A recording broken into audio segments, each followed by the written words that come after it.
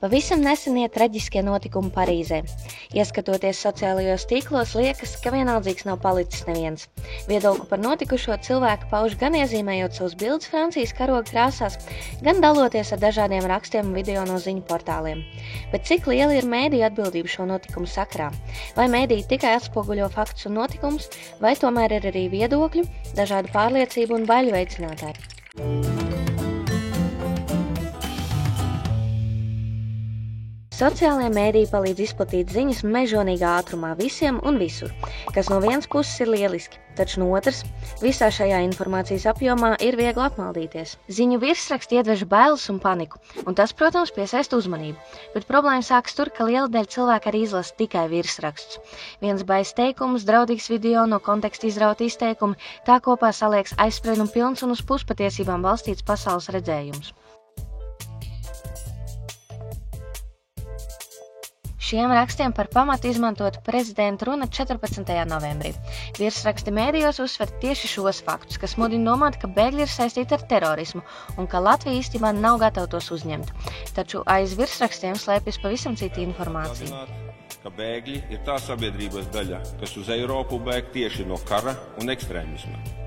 Līdz šim Latvija ir rūpīgi izvērtējusi iespējas uzņemt patvērumu meklētājus un turpinās darbu šajā jomā, pildot līdz šim uzņemtās saistības. Viena teikuma izraušana no konteksta stratēģija tiek izmantota ne tikai, lai izplatītu kādu ideju, bet arī, lai biedētu un radītu satraukumu lasītājos, nereti prognozējot ekspertu atbildi, kas tiek izmantots, lai radītu sensāciju. Rakstā Jānis Kažociņš patiešām uzsver, ka Latvijas drošības iestādēm ir jābūt gatavībā, jo nav iespējams prognozēt uzbrukumus.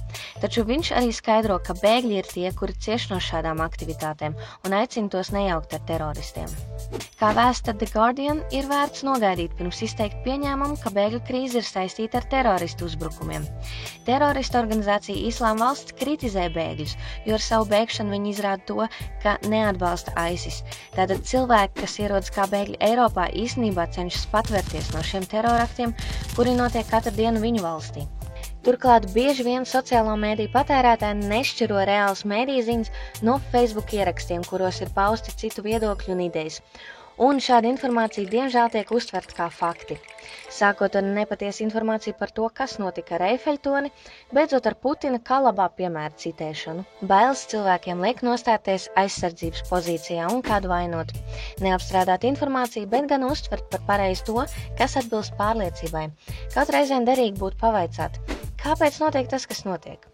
Lielā mērā mēdīji nes atbildību par šo baiļu izplatīšanu un veicināšanu, jo veiksmīgi tiek izmantot iespēja iegūt popularitāti un audzēt savu lasītāju skaitu. Neviennozīmīgi virsraksti un dramatiskas bildes pavisam noteikti pievērš uzmanību. Un tieši tādēļ viskaļākā informācija arī būtu jāizvērtē viskritiskāk.